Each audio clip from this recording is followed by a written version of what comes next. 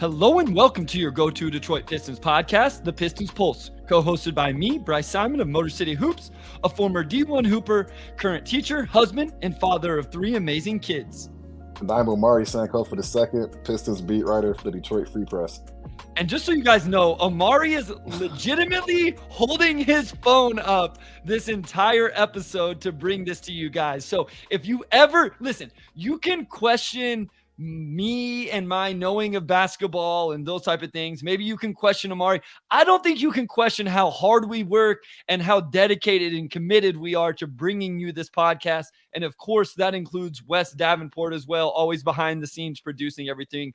Omari, you're out in Salt Lake City, right? Yeah, I'm out in Salt Lake City with the mountain ranges. It's nice and cold. Yeah, it's cool. I've got my arm propped up on my chair here, just hold it steady for the next hour, but I tend to shift in my chair. So just bear with me, guys. Not trying to make you all seasick. We have some technical difficulties, but we'll make it work. Yeah, and so if you can tell a little bit of difference in Omari's audio, again, sometimes he's on the road. That's just stuff we have. Omari, you asked for ratings and reviews, and our listeners delivered. We went way over 500, and because of that, again, bear with us here at the beginning. I want to give love to those that gave us those reviews, those 5 stars. So this is from Alf BBkins, enjoy it while it lasts, 5 stars. Omari, whenever I read enjoy it while it lasts, I was like, oh man, what does this person think about the podcast? But it's a good thing, sort of. Hands down, this is all uppercase, the best Pistons podcast running. Omari is the most thorough, insightful beat writer covering the team, both in written form and via the pod. And while I still don't know why Bryce is a Pistons guy, he is truly excellent as a host and brings a ton of valuable basketball insight and experience. I feel bad this is a team they have to cover, but I'm grateful for their work. And here's the part to enjoy it while it lasts, Omari. Enjoy it while you can, because both these guys will be in a national league-wide role soon. So I don't know that either of us has major aspirations for that, but we both appreciate the compliments, Omari. Yeah, no, I mean, we appreciate that. Absolutely. I think we're both happy doing the Pistons Post, but, of course, we appreciate the kind words there. And it's funny. It's just, I've mentioned this on the pod before, but even though the team is bad, I feel like there's been a lot more to talk about because of how bad they are. Like, it's one thing to have a season where you expect them to be bad and they're bad. It's another thing to expect them to be better and they're like the worst team in history. That gives you a lot of material to chew on. So don't pity us. We're doing fine. This team is interesting in its own way, and we're gonna have a good show for you guys today as well. So this from Day Cod. He says, really good level how to talk. With the season being about as bad as it can be, these guys provide really good analysis. Hot takes are easy. What these guys provide is much better. So we appreciate that. And then from your boy Turbin, my go-to Pistons podcast. Pistons Pulse is my first listen of the day every time a new episode drops. Wish I could tune in live more, but I always listen on my commute to and from work. Bryce and Omari do a great job keeping it real with the state of the Pistons while also finding some positive nuggets. I love Bryce bringing his perspective as a former D1 player into what he sees on the floor in terms of X's and O's. Helps me understand a bit more what might be going on in the players' heads and what they might be trying to do. It's awesome to have Omari's view to give us a peek behind the curtain with the players off the floor and in the front office. Looking forward to what the future brings. Keep up the great work. P.S. Bryce also does a great job on the Game Theory podcast. Again, guys, just thank you so much for leaving these long, thought out, well-written reviews. We truly do appreciate it, and we want to give you love for doing so.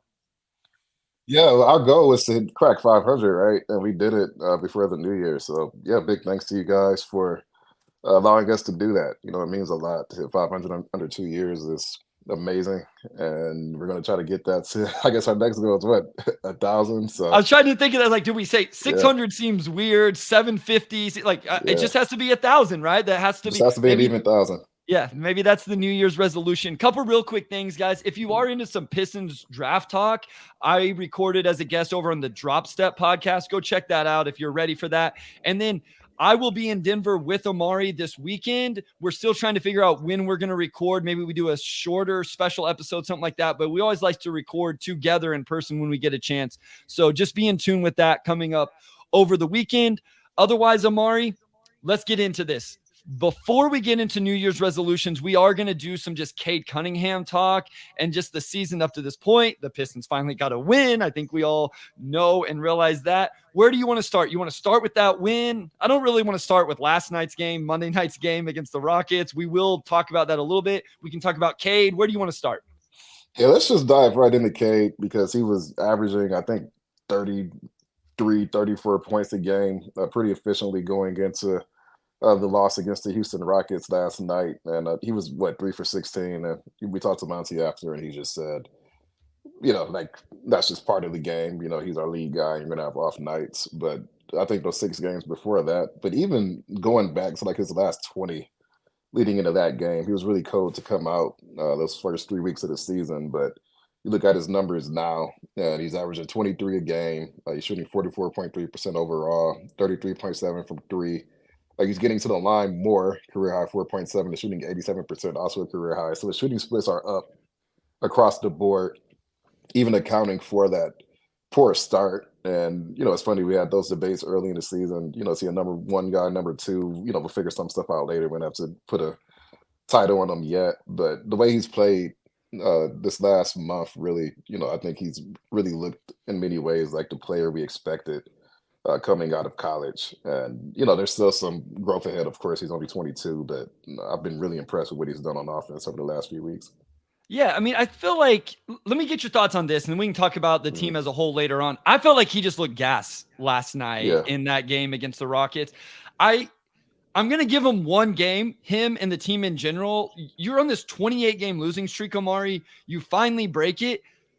I expect that maybe eventually they get some positive momentum from it, but I'm not surprised there was a 1 game letdown right after that. You could tell that Cade, especially, but everybody I think was really just they wanted to break it, as everybody can imagine. So I'm not surprised that that was the result on Monday. I want to see them obviously respond moving forward after this, but to me it looked like Cade was just gassed. Did you kind of feel the same way? I felt that too. And we kind of see K get gassed, I think, pretty often. Like that was even an issue in his rookie season, or even just seeing him wear down at the ends of games sometimes. And, I know that was one of the knocks on him coming out of college. But he has had to carry a pretty heavy load this season as well. And we're going to have off nights here and there. But I agree. I just thought he looked fatigued, didn't have enough depth on his shot. He just wasn't quite as sharp as he was against Toronto. I mean, I think one thing we need to give Cade credit for, and we talk about this all the time, is just improvement. And his points per game have gone up every year. I know last year he only played 12 games, Omari. His free throw attempts have gone up every year. His assists have gone up every year. His turnovers are up, but I think we know the start of the season contributes to that a lot. And hopefully we'll see those start to go down. And then you mentioned it, just, the shooting percentages, his overall field goal percentage, his 3-point percentage, how much he's getting to the free throw line. I think we've kind of seen what we want to see in terms of improvement from Cade, even if it's not quite where we want. But man, in December, Omari, he averaged 25, 5, 7.5 on less than 3 turnovers on 50, 35, 86 shooting. His best 6 game stretch, or the 6 game stretch before this game, 32.5. 5 rebounds, over 8 assists on 55, 50, 86, getting to the free throw line over 7 times a game. I feel like we've seen the high end potential from Cade Cunningham that we would want to see. No, I agree. I think you look at just his game as a whole, and he's somebody who can really pick his spots, dictate the flow of the offense. On paper, he's been a good shooter. I know his catch and shoot numbers are better than the overall numbers, but those are starting to tick up. But to me, I think just with all of that, like that's all stuff I think we thought he could do. We figured he could become more efficient. We figured he could shoot the ball better.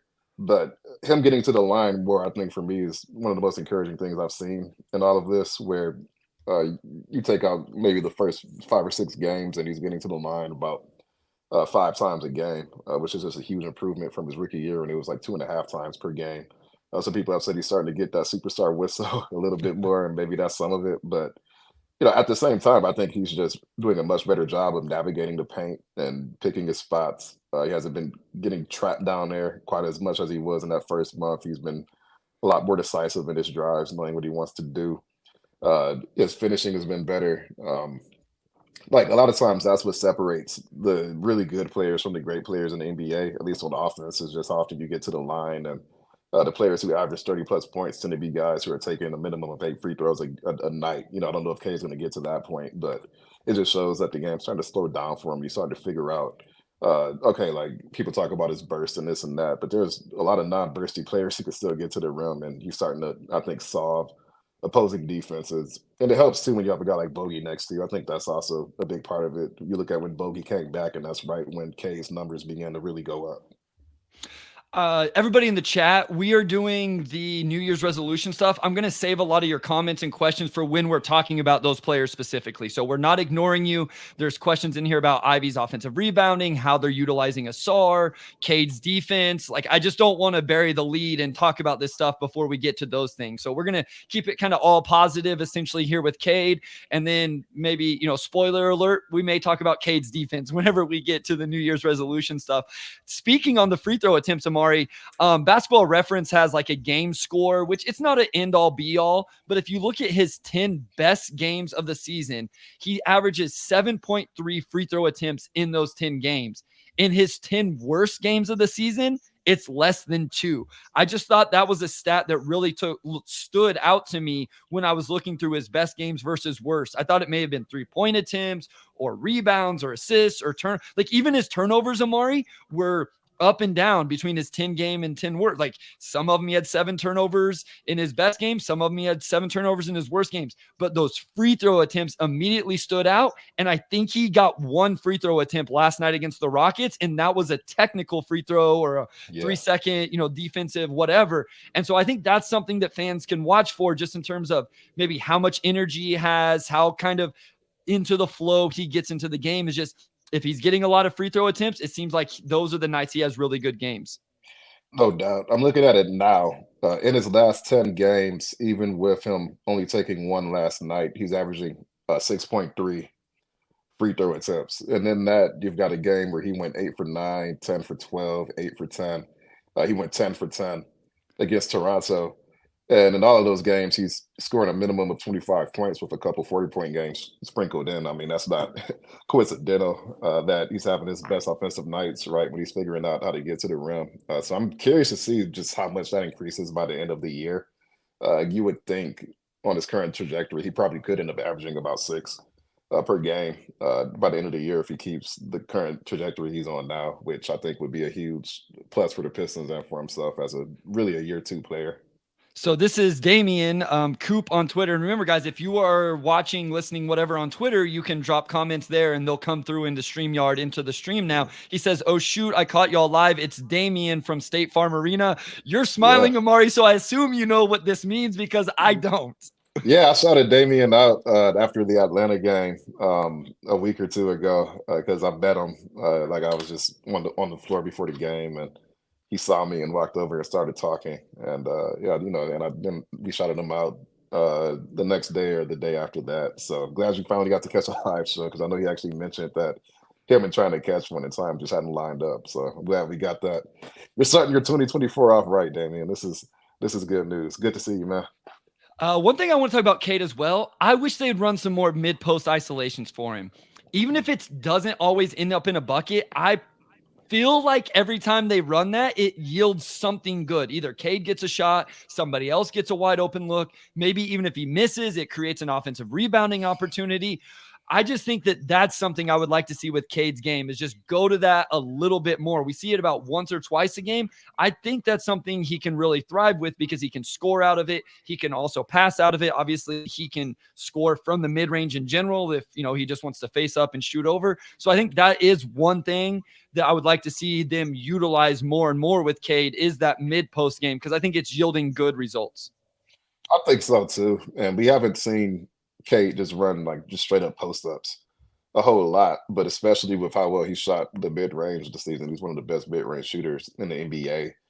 I think the season is almost like a proof of concept, right? He's coming off the injury, and you just want to see what he is as essentially a year 2 player, and him knocking down mid range shots the way he has, and just the variety of shots he's able to hit from mid range really should open up a lot. I mean, especially as the Pistons improve their shooting over the years, or even this season, depending on what they do at the trade deadline. I think that could really, really help his playmaking a lot. I mean, he's already what it was like 7 assists and 2.9 turnovers in December. That could get even better.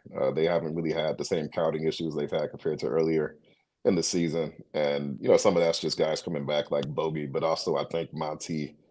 It's been a little bit low key, I think just because of the losing streak, but I think he has done a much better job of putting more shooting on the floor, especially this past week. You look at Kevin Knox, who's played pretty well, I think, in these last few games.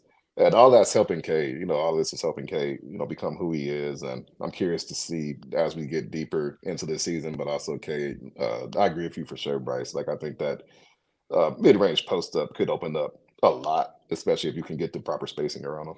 I'm glad you brought up Kevin Knox, and that gives us a chance to maybe finish up here just talking about them finally getting the win. Yeah. You get to be around the team, at least in the media room, all of that stuff. I know I saw something during the broadcast on Monday night where Cade came in and like covered his mouth or something because he was cheesing so much and he didn't want people to see it. Kevin Knox played a big role in that. We'll talk more about Kevin Knox later, but shout out him for a good game that night.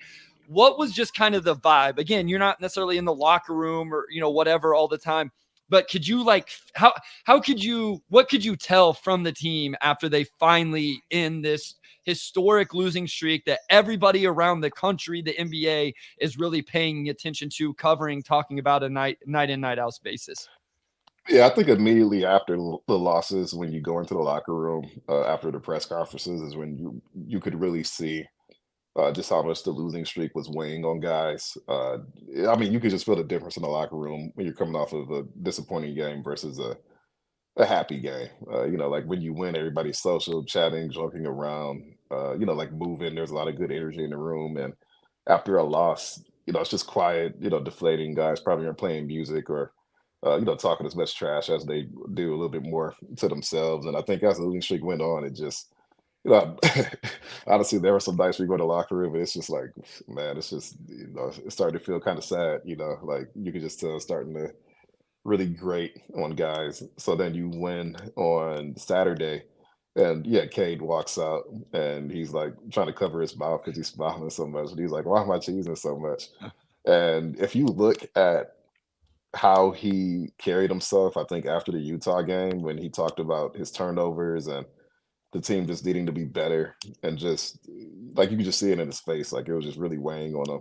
And you compare that to Toronto, and just his entire disposition was different. Like he just everything about the way he looked and carried himself just looked different after that. I know sometimes people tease, us like after shoot around or practice because we'll talk about how the mood is light or the team seems loose or whatever. But a lot of that is because we see them in the locker room after games, and we just see how much winning and losing kind of affect the psyche of the team. So just going strictly off of shooting rounds and practices and those interactions, you probably wouldn't have known that they lost 28 straight. But you go in the locker room after games, and it's like, yeah, this is a team that's been going through something.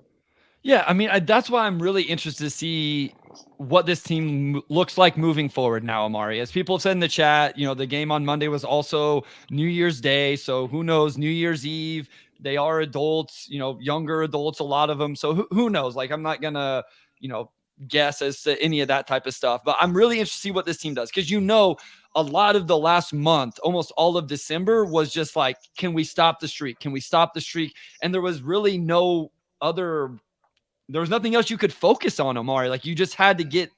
I could feel it today before we recorded. Every time we've recorded, like the last 4 weeks, it's been a little bit antsy because of the streak. And I realize we're still talking about a 3-30 team, but I'm just so glad it's over with. The national media is not going to talk about this team anymore until the deadline. And so I'm really interested to see just how guys play over the next few weeks where they don't have that cloud hanging over their head quite as much anymore. I think it will get a even better indicator. It doesn't mean we can just throw away everything we've seen. They still lost 28 games. That still happened.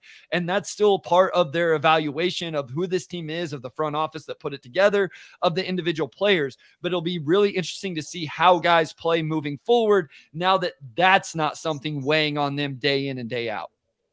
No doubt. And I think this trip is pretty pivotal for that reason. You came out against a Houston team that was in the same boat as these guys not too long ago. They lost 20 straight games. I think the year before last. And you look at where they are now, and just to lose it the way they did, I think it can be really deflating coming off of that first loss that they had since October. So you have Utah in Utah. They're going to be healthier than they were before. Can you still take advantage of a team that hasn't really been that good this season, right? And then you have a Golden State Warriors team that hasn't been that good. You still have Steph Curry, so I'm not trying to downplay that. But they also did beat Golden State in Golden State last January, so you can catch teams on off nights. I think obviously you need at least one of those games, but if you can get two, I think that really sets you up nicely because then you're home for the vast majority of January. I think they just have two more home games after this trip, and one of those is like on the 31st against Cleveland.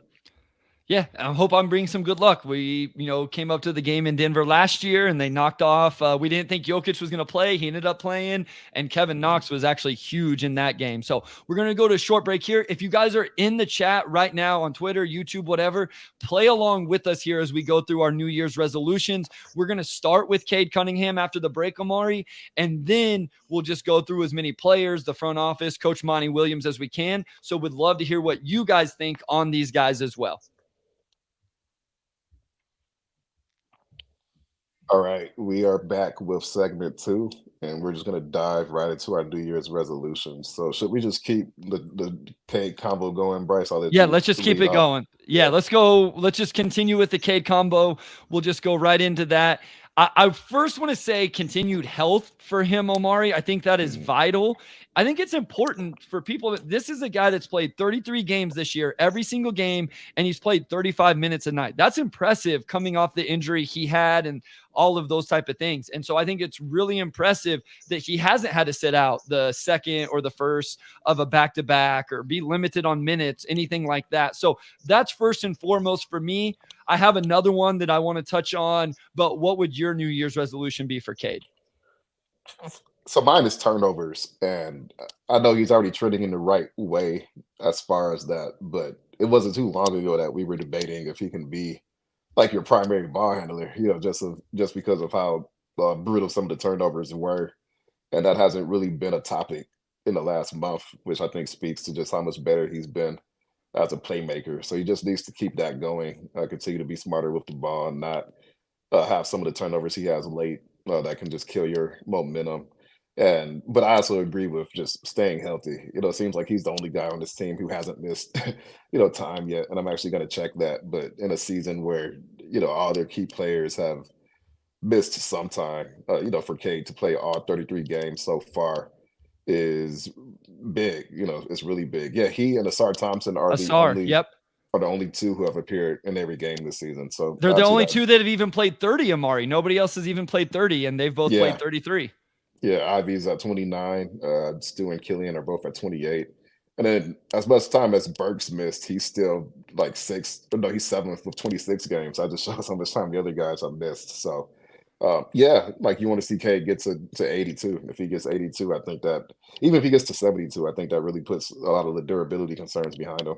Especially with how many minutes he's playing every night. Like Jalen Duren only played 18 games this year, which we'll talk about that a little bit. Michael, thank you. I always forget to do this with YouTube. If you can, hit the like button for YouTube. Appreciate that. And then he brought up, can you guys touch on Cade's defense? So this was definitely probably my biggest New Year's resolution for Cade. I think the offense is really good. There's some little things, right? You brought up the turnovers aren't a little thing, but it's definitely something we've seen improve, has to continue to improve and be good. I think either more 3-point attempts, continuing the free throw rate, whatever it is, I think that's important. I would like to see Cade's defense improve throughout the year, and especially whether it happens at the deadline, in the off season and going into next year, when he has more around him offensively and he's not taking quite a big load, Omari, I think that's when we can really kind of hold him to that next standard defensively. I agree. And defense was one that I thought of, and he has, I think, a lot of room for growth on that end. Like he has good moments, but as far as just that, moment to moment consistency, it really hasn't been there. I think I gave him a little bit of a break for that because one, just the load he has to carry, like the energy he has to exert on offense. And, I just think with that, you're not going to be able to give as much on defense. Typically you look at the guards who are like leaders on both ends of the floor in that area. They're usually not carrying as big of a load as Cade has so far. So I still think he has a lot of upside there, but obviously that's something he should tighten up. But I think along with that, not just the road, but I also just look at the fact that a lot of lead ball handlers in the NBA are not necessarily great defenders anyway. Like Luka's not a great defender. Damian Lillard's not a great defender. Yeah, I think James Harden's a much better defender than he's been given credit for, but he's still not like an elite lockdown guy. Probably better in the paint than he is on the perimeter, honestly. And Kate, like if Kate becomes a true two-way guy, I think that can really set a new ceiling for this team. But I don't think Kate needs to be a lockdown guy for the Pistons to get to that next step. I think if he could just improve to just not being a net negative, I think that would probably suffice. Of course, he should aim higher, but I don't think that's going to make or break necessarily his success here in Detroit. I would agree. Like, I don't think he Yeah. needs to be the best defender on the team, but I don't think he's a neutral defender right now, and I think he can get there. Mhm. Chirone Green says, how much would Cade's stamina be due to his veganism? Like, I don't understand vegan enough, but as Aruna says, like, I assume if you have a nutritionist, like, you should be able to figure all of those type of things out. So I don't want to Yeah. blame it on that. We've talked a lot about Cade. Let's move to some of the other guys. Let's go Jaden Ivey. What is our New Year's resolution for Jaden Ivey? I'm still very bullish on what I think Jaden Ivey is, how good I think Jaden Ivey is, and about Cade Cunningham and Jaden Ivey being a backcourt together. I may be alone in that, but I do think that Jaden Ivey is very good. What would be your biggest area of improvement or New Year's resolution for Jaden Ivey? So I have two that I think I feel equally strong about just because of the role that Ivy's going to have to play next to Cade, and that's outside shooting and defense. He's shooting 33% from three. He started off really hot this season, but he was also playing a lesser role. And I think as his role has increased, his shooting has tailed off.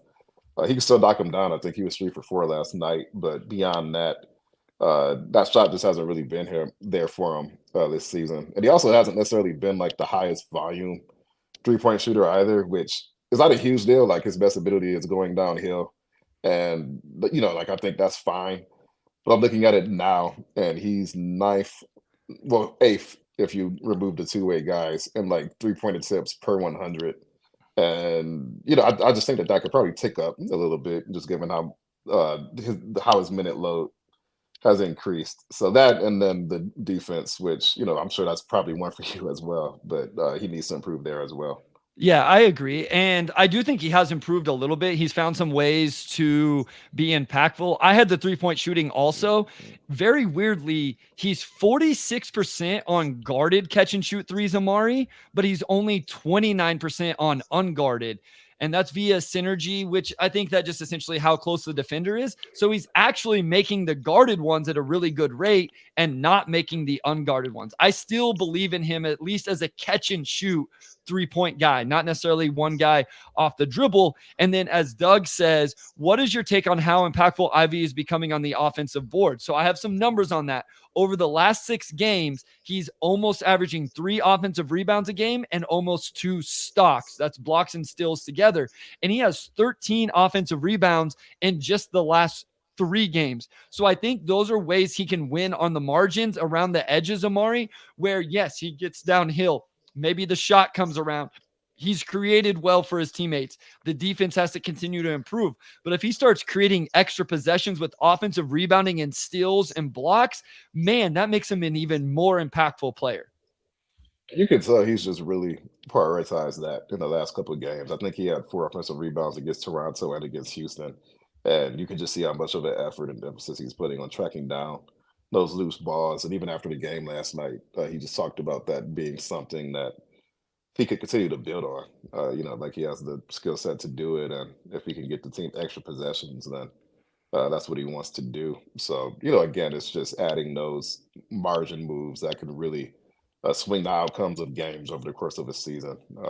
So it's just a lot of auxiliary stuff with Ivy, right? I think it's last year it was like he needs to get better at finishing at the rim, and now it's like he's just taking one step and he's blowing past guys. So there's been a lot of improvement there. It's just everything else. Yeah, and I with his rim finishing, we were giving him a lot of love. He has missed some easy ones lately. I Mhm. will say, and I know nobody wants to hear this, Omari, but a lot of his misses end up in Jalen Duren putback dunk. So I feel like Yeah. Ivey and Cade actually pressure the rim really well. They just aren't finishing it quite the sample or the rate that you would want from your Mhm. backcourt. Let's move on to Jalen Duren. I have a few that I wrote down and actually even just a question that goes along with it. So again, if you're in the chat, play along here. What is your New Year's resolution for Jalen Duren? Where are you at with Jalen Duren, Omari? First, I need to shout myself out a little bit because we had our Okay. season predictions Oh, early. We yes. had our season predictions for the season. I said Jalen Duren Is is he going to average there? at least 12 Not points and yet. 12 rebounds. He's 12.9 points, 11.8 rebounds. So he's Yes. like right Yes. there. I saw it. And that's looking good so far. But beyond that, I think with JD, it really is just defense with him. I think he's already everything you need in a lot of ways as a rebounder and as just a play finisher and like a lob threat, right? Like he's already among the best in the NBA in those categories. He's giving you 3.5 offensive rebounds a game. Like I'm sure at least one or two of which just turns into points for him immediately. So he's already accomplished a lot there. We've even seen like passing flashes, and I think that's still probably more of a down the road thing for him, but he can make, passes when he needs to.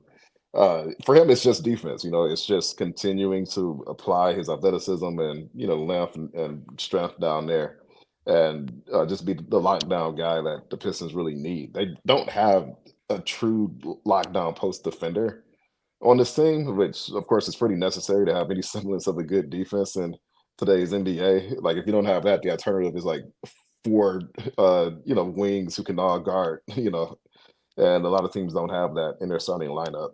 So for Duran, it's just I think he's been better than last season, but it's still just understanding positioning. I thought Shingun like was a really tough matchup for him last Yep. night, kind of catching him off balance. So getting better at those types of matchups because it's not just the Shinguns who can do that. It's the Jokic's and the MBs and the Valanciunas. I think Valanciunas has been a tough matchup for Duran at times too. So a lot of that. I mean, he's 20 years old. You get better with age, but that's just for me his primary area of growth at this point, and everything else is pretty secondary. As Michael says, Duren, stay healthy. Aruna, ankle flexibility. Yeah, like I think that has to be up there on the list just in terms of staying healthy, staying on the floor. And it seems like specifically with his ankles. And then, yeah, my second one was also just being like a defensive anchor. I think that's why I think sometimes people get upset. Who do you hold to a higher standard defensively? I think with Duren as a big, you want to see him be like an anchor, like in maybe not like all defensive team, but very good defensive anchor. I will give him this. This team does not navigate screens very well, Omari. No. Cade dies on screens. Ivey dies on screens. Boyan dies on screens. So whether it's Duren, whether we're talking about Wiseman, Bagley, Stu, whoever, these guys do not navigate ball screens very well, which puts the bigs in a really tough spot. So I will give the bigs that in terms of overall, but that would be awesome from Duren. Real quick question, Omari. If there was something offensively, I've seen in the chat in terms of like, can he turn into a Bam guy? He has to start turning it over, those type of things. What would be the offensive progression? I think he's really good on the offensive boards. We've seen a big improvement in his footwork. One time a game, he Mhm. has just Yeah. beautiful footwork. What would it be offensively? Is it like passing out of the DHO, maybe develop a mid-range jumper, limit the turnovers? Is there something that stands out for you there? Yeah, great point on his footwork, by the way. Like he had a play last night. I think he caught the ball like a little bit of an awkward spot from K. It wasn't an awkward spot. It was just K passing it so that he would have room, and he caught it and really went into the jump hook. And he has like at least one play a night where it's like, man, he's like really coordinated and also has really solid touch around the rim. Which I think really gives him a higher ceiling on the offense. Again, like I just think for him, it's like passing at this point. I think if he could add shooting, then that's huge. If he could become a better ball handler, then that's huge. But because he's already so good in the paint and as an offensive rebounder, to me, the next step for him is, just being able to, find shooters, maybe cut out some of the bad passes he has because he's turning the ball over almost as much as he's passing it. And just some of the passes he throws, like he seems like a guy who could solidly average 3 a game without that many turnovers. Like I think he really has a chance to be like a secondary and like third playmaker on this team. And as the Pistons get shooting around him and Cade, I mean, I think that's just a perfect pick and roll setup, if they continue to build in that direction. So it's just the way he is offensively now is already pretty good. It's just the passing and vision and then defense for him. Yeah, I mean, it seems like him and Cade have really good chemistry. As Sham, shout out Sham here, watching in from Twitter. We appreciate you. Says lower turnovers with the exclamation point on the end. I agree. Let's get to Ausar because we've had a lot of comments about Ausar. So I just want to give those. So ain't nothing better than being the big cheese. I wish the Pistons utilized Ausar like they did with Hami last year. It's a shame that Monty has not found a way to use the guy. Why putting Ausar in the corner? A New Year's resolution for Ausar is to allow him to do some playmaking. We had a couple more in here about Ausar. This is from YouTube user. He says Ausar's handle is way too loose at this point to be a creator. And then this one here is something I have in my notes. This is from Sharon Green. What percentage of the small sample size is Ausar and Cade pick and roll utilized and short roll seem like his work when it's used? I agree. I feel like we get the Ausar pick and roll one time a game where he's the screen and roll guy, and I want to see that more because I think he has the archetype of a player who's athletic but can also pass the ball, those type of things. I think he can really be utilized in that role. So those are some of the comments we got about Ausar. Where are you at with Ausar Thompson and his New Year's resolution? It's just shooting. It's just straight up shooting. It's really hard to be a starting wing in the NBA, knocking down 15% of your three-pointers. I think a big reason why his role has decreased compared to early in the season is because teams are just playing 5 feet off of him. And that limits him as a driver and limits everybody else. And a lot of times he just ends up in the corner, which to me, that's more of a result of roster construction because you have two bigs in Duren and Wiseman who are predominantly paint centers. And I just think in the natural flow of the offense, teams are leaving Ausar so open that he just naturally kind of drifts to the corner. And, if he hits them, cool. Like they're not going to deny him opportunities to shoot and develop that aspect of the game. But I really do think it crunches the spacing enough, especially with the Pistons already lacking shooting, especially in the front court, that the ideal Ausar combinations, I think, are hard to, justify using for long periods of time because the offense kind of stagnates. And, some of that's, I think a lot of it is just roster construction. If you're running a lot of P&R with him, then you need at least one shooter in that front court, right? Yep, and definitely. And ideally the center is the shooter, and I think he's the power forward, especially if you have another bigger wing you could put next to him, like a Jeremy Grant, for example, or somebody like that. So if you're playing Duren, Stu, and Ausar, I just think that's I just think that's tough. I think it's tough to play Ausar the way the roster is set up right now. And if he became even an average shooter, I think that would there's no reason why to me he wouldn't start and play 30 minutes a game at that point because he gives you so much else. Will J says, thanks for the show, guys. Will J, you've been a real one. You've been in a lot of these live, as a lot of you have as well. Richard Brooks, Aruna, like all of you. I don't want to leave anybody out, but we appreciate all of you. Pistons Mexico says, let Ausar be Cade's backup. So I feel like this is a comment we've gotten a lot live here. A lot of fans feeling like Ausar should be more of an on-ball guy. This is something I thought coming into the season, but based on his handle that I've seen thus far, Omari, I'm not quite sure I'm ready to give him that load yet. I think big picture, that would be huge for him because of the shooting, and it would eliminate how far he has to go with the shooting. But he has tended to turn the ball over a little bit. He has been a little loose with the ball. What are your thoughts on him being a little bit more of like a primary initiator? Yeah, I'm not seeing it with him. I also thought coming into the season that maybe he had that type of upside immediately.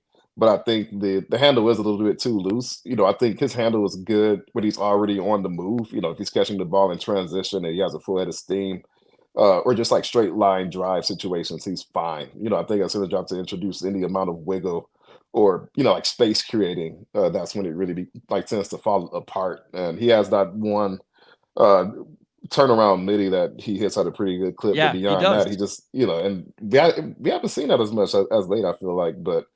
Beyond that, I think he probably just needs a few more moves in his repertoire to get those types of shots off. So to me, he's much more of a secondary creator at this point, and especially with the amount of ball handlers on this team, I think you can live with a star not handling the ball too much, except for in those transition situations or on rolls. So as Sham says, find a way to get Ausar going downhill, off screens or pick and roll. Rim pressure will help. I agree. I like to see it a little more off ball though. Run zoom action for him where he's getting a pin down into a DHO or just, off a staggered or something like that. Not necessarily where he's at the top of the key and then initiating a ball screen action. Derek Brown says, shout out to Wes. Yes, always shout out Wes. Make sure you're listening to Wes over on the Detroit Bad Boys YouTube. And yes, Wes needs to get paid. Listen, I don't mean to put this stuff out there too much. I just want you guys to know I do take care of Wes. So I just want to shout that out real quick. I do take care of Wes. So just so you guys know, we ain't going to put our business out there too much, but we do that. I also want to This pod does not run on unpaid labor. We're not running on unpaid labor. We got to make that clear. It does not run on unpaid labor, but we would do it for free. And Wes and I especially did it for free for a long time where there wasn't a lot of income coming in. With that said, I also want to say this real quick. I kind of got called out for this last time, but his starter versus off the bench splits haven't been good. Now, that doesn't mean it has to be like the end all be all.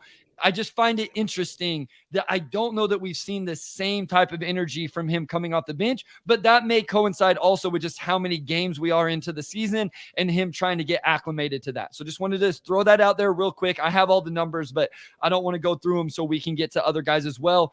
We got to go to a short break. If you want to touch on that after the break, Omari, we can, but we're going to go to a short break. We'll come back with that and then get to as many other guys as we can before the end of the episode. All right, we're back with segment 3, and we're gonna have to speed through some of these at the end so we can make sure we get to the roster because we've talked so much on the other guys. I'll just add that Ausar is still third on the roster in total minutes played behind Isaiah and Cade. So, I think some of that's just because he's been healthy, but also, I think his role has still been enough for him to experiment and figure some things out. I just think they need some more shooters for him to really get back to where he was. But who's next on our list here? So we have Bojan. I think with some of these we can just, be real quick. So Bojan Bogdanovic, New Year's resolution. Mine has to be like it's a new home for him. I do think that what he brings offensively, they need that. I don't like the idea of just straight up trading him and not getting some sort of something to replace that. But you can see what it is defensively. His last 5 games haven't necessarily been great. He's turned the ball over a little bit. You can see that they need someone like that, but you got to get somebody younger, someone that can be a little bit more two-way. And honestly, for Bojan, he's about at the end of his career. I mean, at 34 years old, I feel like you're doing right by him, getting him somewhere that he can really compete. Yeah, I think at this point, especially with him having that partially guaranteed deal for $2 million, which, essentially makes him an expiring. If you can get good draft value for him or, a couple of young guys you really believe in, or even just another, wing who could really improve your wing rotation, I think it's worth looking at. It's the reality is that this team is 3-30. They're not whatever the goals were coming into the season, like unless there's just an absolutely miraculous turnaround are not going to happen.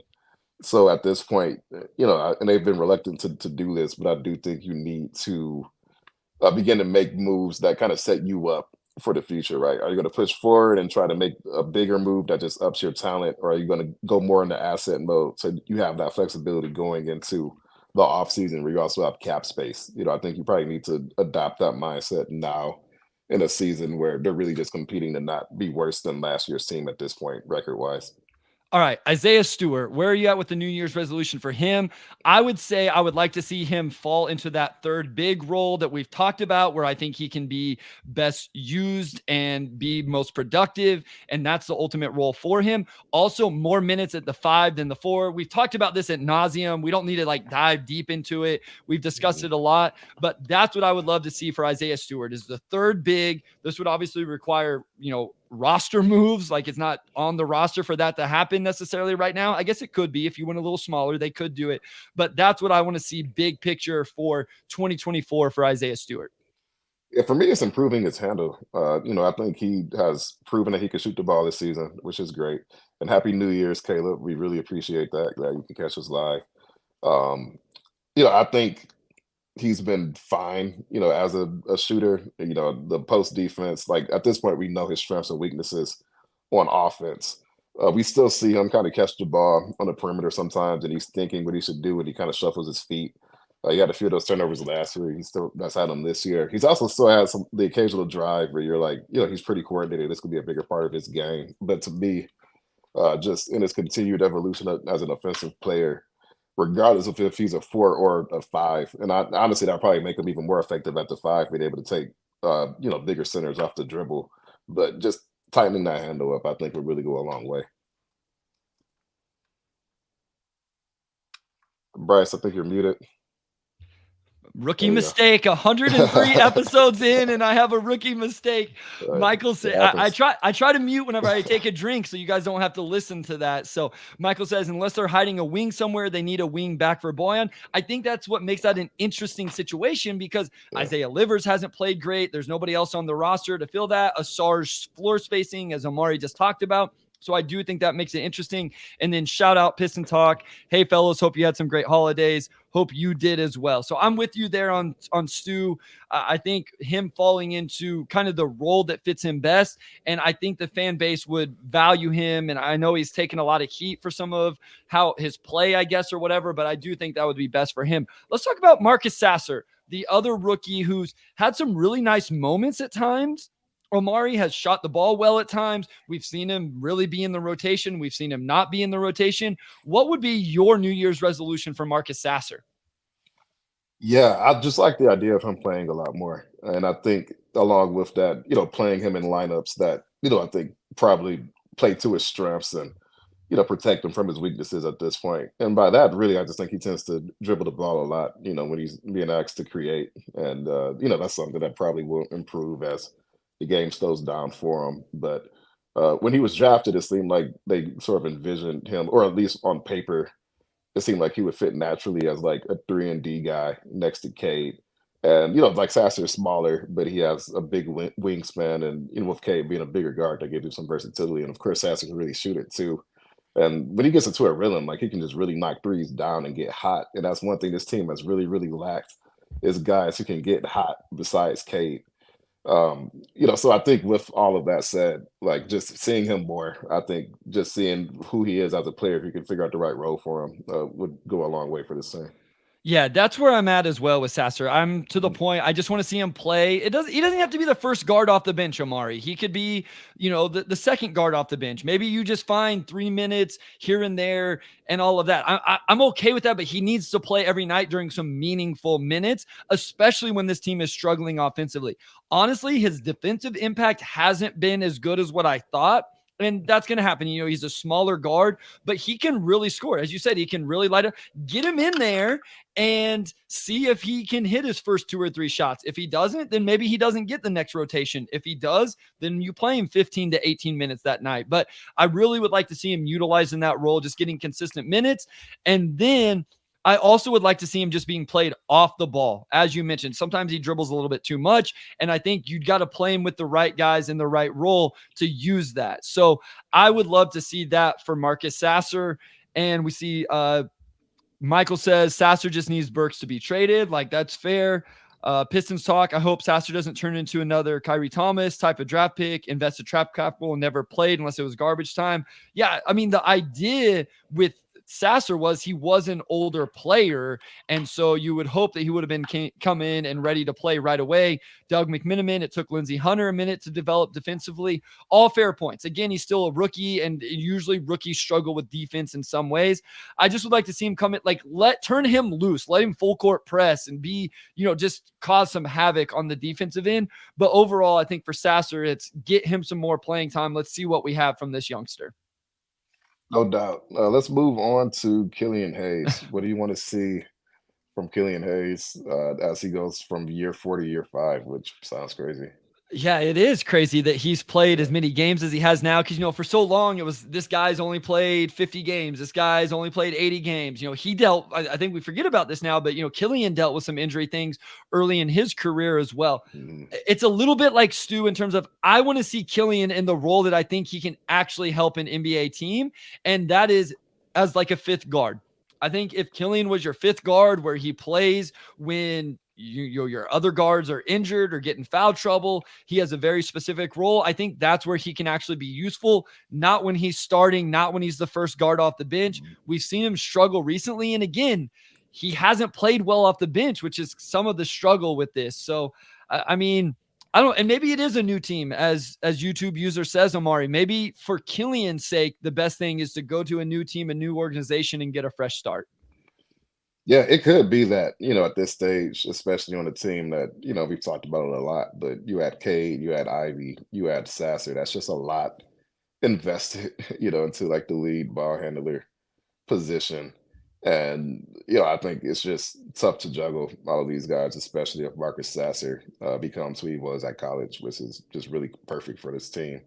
But with that, I think it's just send Killian to the Spurs. Two people say Pop would love Killian. I would say like him taking a step up defensively, because there's an archetype for Killian Hayes, and that's Ricky Rubio. Like, you run the offense, you can really lock down your man, and you're decent at hitting free throws, and you can do enough on offense to be passable. But Ricky Rubio never really shot great percentages, but he had a long career as a guy who could really stabilize your second unit. And if Killian could really make that leap defensively, I think that would really stabilize his career going forward. Yeah, the funny thing is the Spurs are refusing to play a real point guard. They try to play Jeremy Sohan at point guard. Now they're trying. I like Malachi Branham, but they're trying to play him. They refuse to actually start Trey Jones at point guard, which I just think is kind of funny. Yeah, I just wrote a question, Omari, was like, what is the thing that he needs to improve on to become a real rotational player we can believe in? Wes reminds me this all the time when Killian is on one of his hot streaks is, we're essentially counting on him being an elite mid-range jump shooter. Like, that's what he has to be able to do and to be effective. And can you really count on Killian being elite at being a mid-range jump shooter? I actually think what you said may be more right. Like, actually be elite defensively. Like, go be the defensive player that I think a lot of people think he is, but I don't know that he actually is. RB Nesbitt says, I'm dying. Bryce said fifth guard. I don't know if that's because is there an inside joke there, or because he doesn't think he's even a fifth guard? It's just funny because that's like that's not like a row. Like, that's like fringe rotation if you're the fifth guard for some teams. So I guess I was just like, that probably wouldn't be Killian's resolution, right? Yeah, no, it would not be. Yeah. Okay. Okay. Yeah. That's a bad okay, my bad. That was you're funny. good. You're good. I didn't mean, somebody's going to call me out for doing that in poor taste, and I didn't mean for it to be, because like, I just think that's his role. So you're right. That's not fair. His New Year's resolution should be elite defensively. My bad. That's honest mistake on my part. That is a rotation player, sort of. Yeah. It should be elite defensively. That's the New Year's resolution for Killian. I'm gonna get killed for that. I'm so sorry. I didn't even think of it. You're good. It's just, I'm like, we know how you meant it. You meant it as just like solid backup point guard. But when you think about fifth, you count it. It's like that's like the backup's backup at that point. So yeah. Okay, that you're right. I didn't even mean to. I just was like, what's the best role for Killian? And that's what it is. So that's like saying the fifth guard is still like the 11th person on the team. It's not like you're sending him to the Motor City Cruise. All right, we're moving on. This is going to end up bad. I'm going to get called out on Twitter. My mentions are going to be blowing up. So I'm going to have to mute Killian Hayes for the next 2 weeks so I don't have to see all of that. The mute button is amazing on Twitter, by the way, if you guys didn't know. All right, we got to go to – we're not going to get to Bagley, Wiseman, some of those guys. Sorry, like we don't have time. We've had too much fun with some of this other stuff. So let's go right to Monty Williams. What is your New Year's resolution for Monty Williams? And I think my first thing would be some of the subs and rotations, Omari. It's been talked about. It's been discussed. Even national, our guy Keith Smith was tweeting about it when he was watching games in terms of the all bench lineups. I do have something I want to throw out in terms of that, but that would be my thing is kind of, all right, we're 33 games in. Let's figure out the rotations and the lineups and those type of things. Yeah, I agree. I think, and he has made progress there as far as like staggering Cade and Bogey more. But along with that, there's still like those 2-minute spells at the end of the first quarter where they're both sitting. And then like Ivey will also, or Burks will also be sitting. And it's like, I feel like you need to have one of Cade and one of Boyle on the floor at all times. And along with that, I feel like one of Ivey and Burks should also be on the floor at all times. just to make sure you have enough offensive creation, which I think they've just been lacking in general on this roster for a handful of reasons. I don't think it's rotation related. I think that's mostly roster related, but I think there's some things that Monty can do to ease that as well.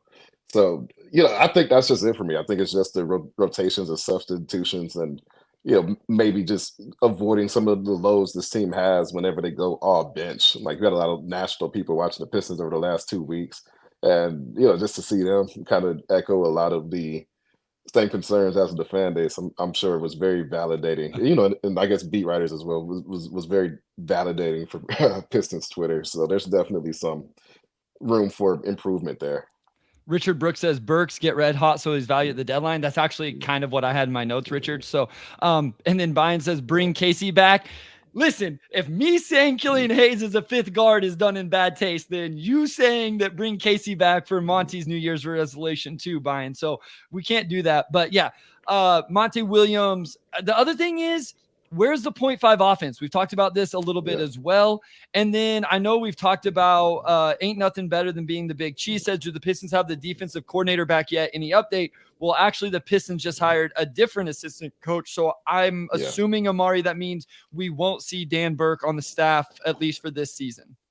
Yeah, I don't know, like, for the season for sure, but I think it definitely shows that the team is prepared to be without him for an extended period of time as he deals with his personal situation.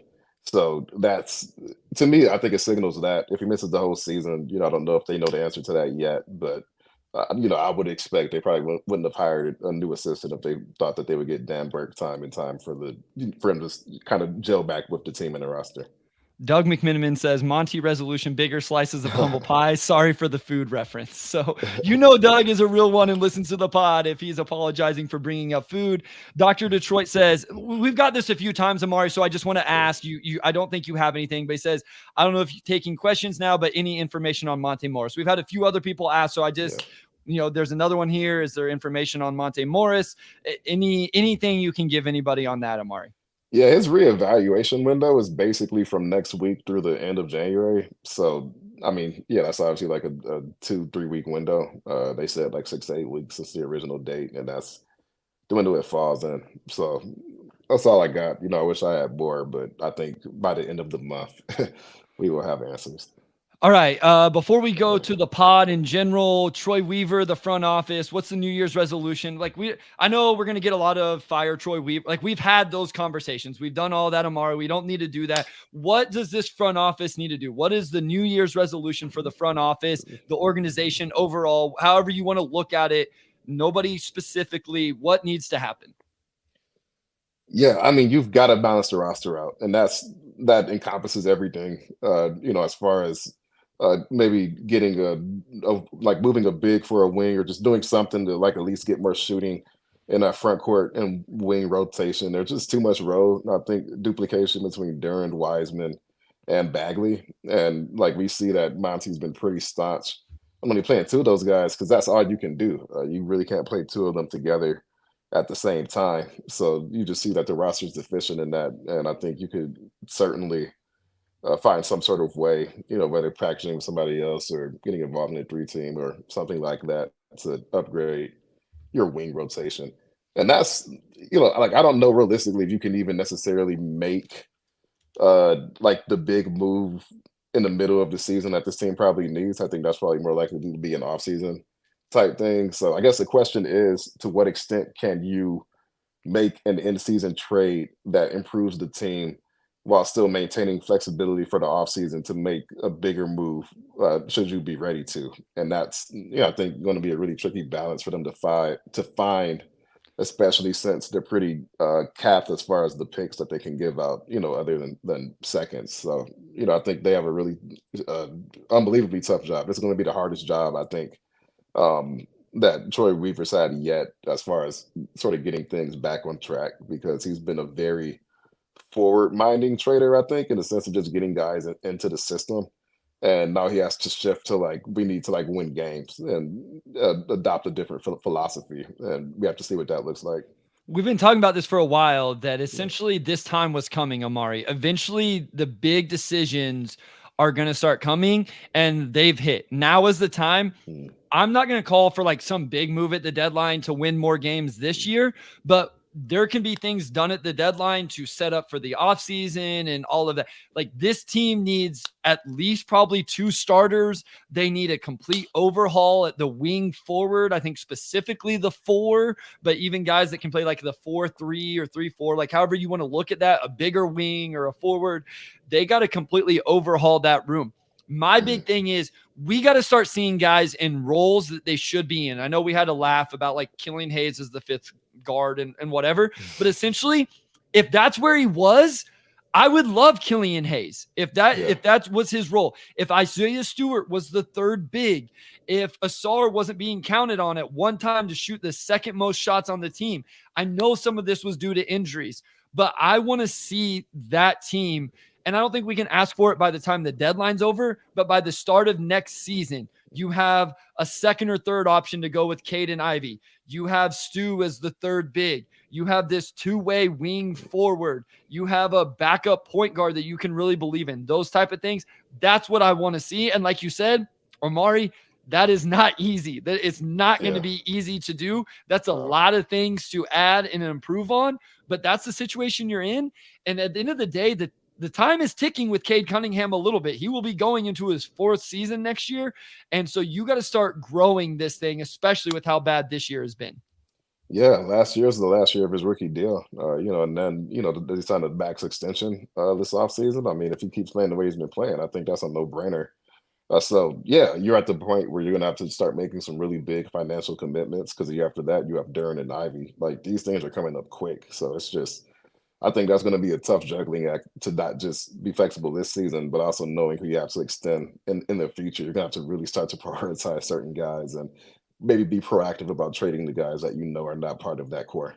All right, let's talk about the podcast in general or ourselves, individual. Wes, this would be the time. Throw something in the chat if you have something for the pod or individually. So a couple here from Doug McMiniman. He says, my resolution for you guys is to give Wes Davenport more shots. I read he is an unrestricted free agent and could be had for the right price. Doug, we addressed this earlier. And then he also says, one, yes, we talk all the time about trying to get Wes on more and more because Wes does a great job. Again, Detroit Bad Boys YouTube, you can listen to Wes do exactly what we're doing now and get all of his amazing thoughts. Make sure you're following him on Twitter as well. What are your resolutions for both of you covering the team? So, Omari, you have something that stands out either for yourself, covering the team, the pod, anything like that? Yeah, I don't know if I have anything specific. Like I always in the past I'll try to make resolutions and then I would just like not look at it at all until like it's almost the next new year. It's like, okay, like can I just use these same ones? I think more so it's just always being better than the previous year. Like I feel like I've gotten better in this job every year I've done it. I feel like 2023 and 2022, like I feel like those were like really much better years than like, especially coming in when a team was in the middle of a pandemic and you couldn't even get into the arena. So just to continue that momentum really and continue to grow the Pistons Pulse, of course, get more listeners. It's been great seeing more people tune in, even as the team has not been great. So that's it for me. I just want to continue to see things go upward. All right, guys, real quick, and we'll stay while you guys get them in here. Let us know your resolutions. We'll read them here to end the pod. Brian says, I think the pod needs a guest star. Aruna says another 100 episodes. Yes, that we're definitely going for that. I put in mine, Omari, for the podcast, just consistency. I feel like we've taken this to a really good place. We talked about the ratings, the views, the listeners live, the YouTube, all of that stuff. I didn't have anything specific. We've done a live show. We're on YouTube live. We're doing all of those things. I just want us to be consistent now. Like one thing I'm really proud about in my life is I feel like I do like the term being a grinder. So I like we grind every single week. We put the same outlines. We spend the same amount of time on everything and we just keep grinding. So that's what I want to do is continue to do that. Wes says another live show in person in Detroit like we did last spring, this time doing it after a matinee game on a Saturday or Sunday. That would be amazing. The live show was so fun. Listen, here's the problem with the live show, Omari. It almost gives me a heart attack. Even just thinking Yeah. about doing another live show, because I'm so worried that nobody's going to show up and it's going to be an epic failure and then they're going to cancel the pod. So it actually causes me more stress leading up to than just about anything. I wasn't really nervous about the first one we did until like I went upstairs and And like you just saw saw like it. how many chairs there were to fill.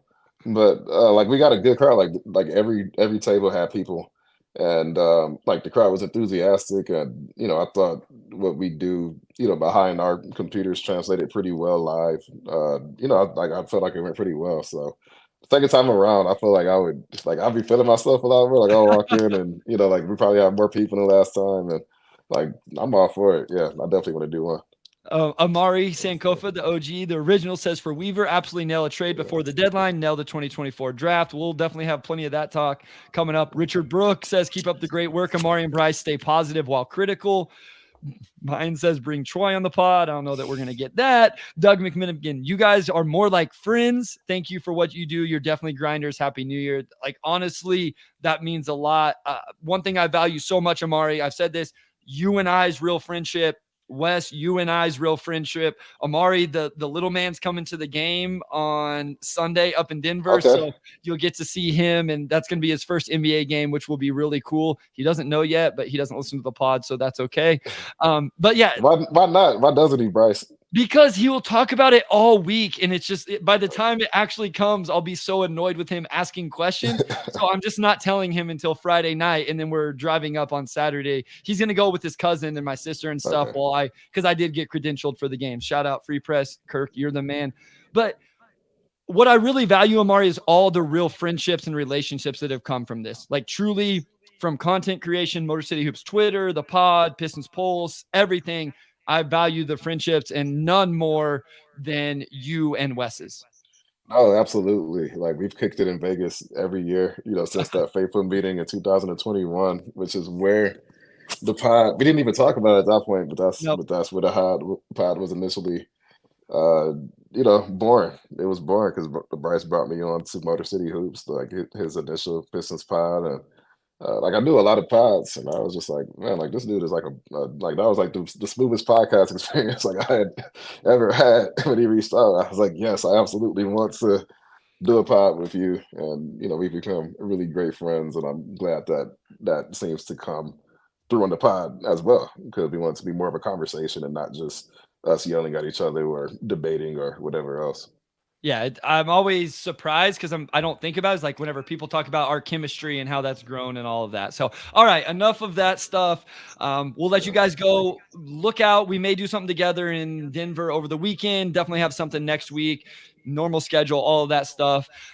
Wes, thank you as always. All of our listeners, viewers, hit the like buttons, the ratings, the reviews. We'll shout you out and read them if you leave us a really good review or whatever.